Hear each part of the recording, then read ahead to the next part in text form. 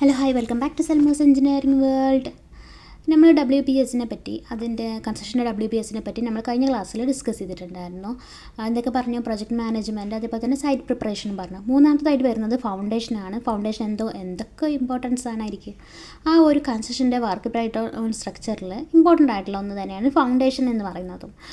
അതിൽ ഫൗണ്ടേഷനിൽ നമ്മൾ footings, piling, ഏത് ടൈപ്പ് ഓഫ് പൈലിങ്, അല്ലെങ്കിൽ പൈലിങ് ആപ്ലിക്കബിൾ ആണോ അല്ലേ, കോൺക്രീറ്റ് സ്ലാബ്, വാട്ടർ പ്രൂഫിങ്, അങ്ങനെ എല്ലാവിധ കാറ്റഗറീസും വരുന്നത് ഫൗണ്ടേഷനിലാണ്. സോ ഈ വർക്ക് ബ്രേക്ക്ഡൗൺ സ്ട്രക്ചറിനെ മെയിൻ ആണ് ഫൗണ്ടേഷൻ. അതിൽ ഫൗണ്ടേഷൻ്റെ സബായിട്ടാണ് നമ്മൾ എന്ത് ചെയ്യുന്നത്, footing, piling, concrete slab, water proofing എന്നൊക്കെ പറയുന്നത്. പിന്നെ വരുന്നത് സൂപ്പർ സ്ട്രക്ചറാണ്. സൂപ്പർ സ്ട്രക്ചറിൽ എന്തൊക്കെ വരും? അതിൻ്റെ മുകളിലോട്ട് അങ്ങോട്ട് നമ്മൾ സബ് സ്ട്രക്ചർ ഉണ്ടല്ലോ ഫൗണ്ടേഷൻ, അതിൻ്റെ മുകളിലോട്ട് അങ്ങനെയുള്ള എല്ലാം വരും. അതിൽ ഇതിപ്പോൾ നമ്മൾ ഫൂട്ടിങ്ങിൻ്റെ കാര്യം പറഞ്ഞു. സൂപ്പർ സ്ട്രക്ചറിൽ അതിൽ ഫൂട്ടിങ്സ് ആർ ദ ഫൗണ്ടേഷനിൽ നമ്മൾ പറഞ്ഞു ഫൂട്ടിങ്സിൻ്റെ കാര്യം. Footings are the base of the building ആണ് എന്ന് പറഞ്ഞ് അതിൽ എന്താണ്, അതിൽ load of structures to the ഗ്രൗണ്ടിലോട്ട് ലോഡ് ട്രാൻസ്ഫർ ചെയ്യാൻ വേണ്ടിയിട്ട് ഉപയോഗിക്കുന്നതാണ് എന്ത്, ഫൗണ്ടേഷൻസ് ഒക്കെ യൂസ് ചെയ്യുന്നത് എന്നൊക്കെ അറിയാം നമുക്ക്. സൂപ്പർ സ്ട്രക്ചേഴ്സ് എന്ന് പറയുന്നത് ഈ ഗ്രൗണ്ടിൻ്റെ ബിലോ ഗ്രൗണ്ട് ലെവൽ, നമ്മൾ ഈ സബ് സ്ട്രക്ചർ പറഞ്ഞല്ലോ, ഫൗണ്ടേഷൻ്റെ മുകളിലോട്ടുള്ളത്, ബേസ്മെൻറ്റ് അങ്ങനെയുള്ളത്. അവിടെ മെയിനായിട്ട് വരുന്നത് എന്താ വെച്ചാൽ, ഇതിൽ മെയിൻ പാർട്ട് പറയുന്നത് എബോ ഗ്രൗണ്ട് ലെവലാണെന്ന് പറഞ്ഞു. അതിൽ സ്ട്രക്ചറൽ എലമെൻറ്റ്സ് ആയിരിക്കും, ബിൽഡിങ്ങിൻ്റെ സ്ട്രക്ചറൽ എലമെൻറ്റ്സ് സപ്പോർട്ട്സ് ആയിരിക്കും അവിടെ ഉള്ളത്. മെയിനായിട്ട് കോളംസ്, ബീംസ്, സ്ലാബ്, വാള്.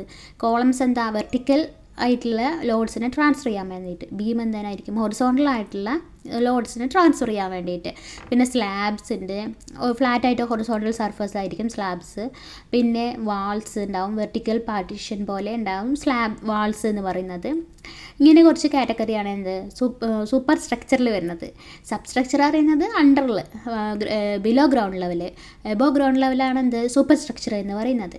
അപ്പോൾ ഈ ഒരു കാറ്റഗറി, അപ്പോൾ ആ ഒരു കാറ്റഗറി കഴിഞ്ഞാലാണ് എന്ത്, നമ്മൾ റൂഫിങ്ങിലോട്ട് എത്തുന്നത് അല്ലേ. റൂഫിങ്ങിലോട്ട് എത്തുന്നത് ഫൈനലായിട്ടുള്ള ആ ഒരു, അതിൽ ഏത് ടൈപ്പ് ഓഫ് റൂഫിംഗ് ആണ് നമ്മൾ ഉപയോഗിക്കുന്നത്, ആ ഒരു കാറ്റഗറിയൊക്കെ വരുന്നത് റൂഫിങ്ങിലാണ്. ഫിഫ്ത്ത് ആയിട്ടുള്ള ഒരു സ്ട്രക്ചറിലായിരിക്കും. ഇതിലിപ്പോൾ വാട്ടർ പ്രൂഫിങ് കൊടുക്കുക, അത് ലീക്കിങ് എന്തെങ്കിലും ഉണ്ടെങ്കിൽ അതിന് കൊടുക്കണം, അങ്ങനത്തെ കാറ്റഗറി. അപ്പോൾ അങ്ങനെ വാട്ടർ പ്രൂഫിങ്ങിൻ്റെ ഇതും പറഞ്ഞു. ഇനി ലീക്കേജ് എന്തെങ്കിലും ഉണ്ടെങ്കിൽ നമുക്ക് കോട്ട് ചെയ്യാൻ വേണ്ടിയിട്ടാണ് അത് വാട്ടർ പ്രൂഫിങ് ഉപയോഗിക്കുന്നത്. പിന്നെ നമ്മൾ എന്തൊക്കെ പറഞ്ഞു, പ്രൊജക്ട് മാനേജ്മെൻറ്റ്, സൈറ്റ് പ്രിപ്പറേഷൻ പറഞ്ഞു. അത് സൈറ്റ് പ്രിപ്പറേഷൻ കഴിഞ്ഞിട്ട് എന്താണ്, ഫൗണ്ടേഷൻ ഉണ്ട്. ഫൗണ്ടേഷൻ കഴിഞ്ഞിട്ട് എന്തായിരുന്നു, സൂപ്പർ സ്ട്രക്ചർ. സൂപ്പർ സ്ട്രക്ചറിൻ്റെ മുകളിലായിട്ട് നമുക്ക് റൂഫിങ്. ഈ ഒരു ബിൽഡിങ്ങിൻ്റെ ആ ഒരു ഇത് കഴിഞ്ഞ് എല്ലാം കംപ്ലീറ്റ് കഴിഞ്ഞാൽ നമുക്ക് എന്തായിരിക്കും വരിക, ഫിനിഷിങ്. ഫിനിഷേഴ്സ് എന്തൊക്കെയാണ്, പ്ലാസ്റ്ററിങ് ഉണ്ട്, പെയിൻറ്റിങ് ഉണ്ട്, ടൈലിംഗ് ഉണ്ട്, ഫിക്സ്ചേഴ്സ് ഉണ്ട്.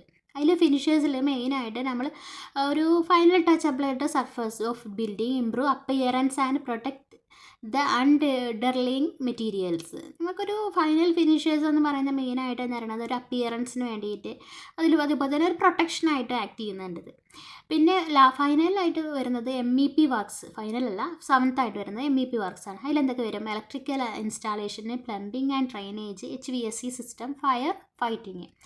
ഇതിൽ മെക്കാനിക്കൽ സിസ്റ്റത്തിലാണ് HVAC, അങ്ങനത്തെ കാര്യങ്ങളൊക്കെ വരിക. ഇലക്ട്രിക്കലിലാകുമ്പോൾ ലൈറ്റനിങ്, അങ്ങനത്തെ കാര്യങ്ങൾ കാറ്റഗറീസൊക്കെ. പ്ലംബിംഗ് സിസ്റ്റം നമുക്കറിയാമല്ലോ, വാട്ടർ സപ്ലൈ, ഡ്രെയിനേജ്, അങ്ങനത്തെയൊക്കെ. ഇലക്ട്രിക്കൽ ഇൻസ്റ്റാളേഷനിൽ wiring, lighting, power outlet, switches, അങ്ങനത്തെ എല്ലാ കാറ്റഗറിയും. അതിൽ തന്നെ ഫയർ ഫൈറ്റിങ് പറഞ്ഞല്ലോ, അതിലെന്താ ഫയർ എക്സ്റ്റിങ്ക്വിഷേഴ്സ് ഉണ്ടാവും, അങ്ങനത്തെ കാറ്റഗറി.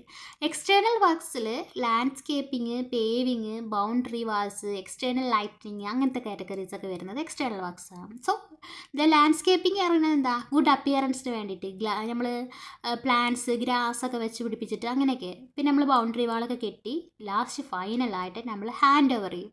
അതിൽ ഫൈനൽ ഇൻസ്പെക്ഷൻസ് ഉണ്ടാവും, ടെസ്റ്റിംഗ് ആൻഡ് കമ്മീഷൻ ഉണ്ടാവും, ക്ലയൻറ്റ് ട്രെയിനിങ് ഉണ്ടാവും, ഡോക്യുമെൻറ്റേഷൻ ആൻഡ് ഹാൻഡ് ഓവർ.